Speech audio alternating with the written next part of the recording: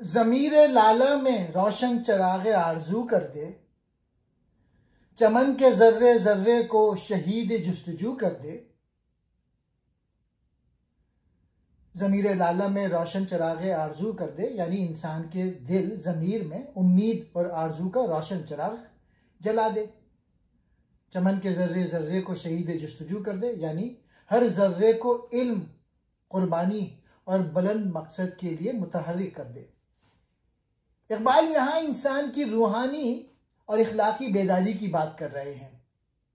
दिल में आरजू, शौक, इल्म और अमल पैदा होना चाहिए जो इंसान को आगे बढ़ाए। चमन के ज़र्रात यानी हर छोटा हिस्सा, हर फर्द भी कुर्बानी और जद्दोजहद के जज्बे से जुड़ जाए।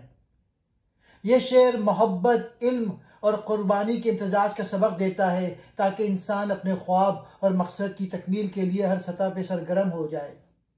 इकबाल हमें बताते हैं कामयाबी सिर्फ ख्वाब देखने या इबादत करने से नहीं आती, बल्कि ज़मीर की रोशनी और जुस्तजू की लगन से आती है, जो हमें हर लम्हे अजीम मकसद की तरफ ले जाती है।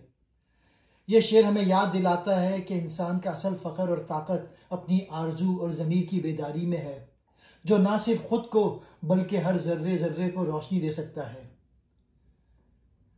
अपने ज़मीर की रोशनी और आरजू की हरारत से ज़िंदगी जियो, ताकि तुम सिर्फ जिंदा ना रहो बल्कि हर ज़र्रे ज़र्रे को जुस्तजू और कुर्बानी का सबक दो।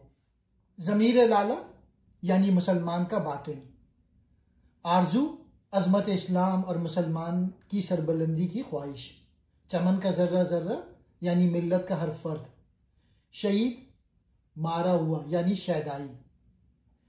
ऐ शायर ये तेरी जिम्मेदारी है कि मुसलमानों के मुर्दा दिलों में फिर से जिंदगी की तड़प भर दे, आरजुओं और उम्मीदों के चिराग रोशन कर दे। यही नहीं बल्कि तेरे पैगाम में इतनी शिद्दत हो कि मिल्लत का एक एक फर्द तहकीक और जुस्तजू का शहदाई बन जाए।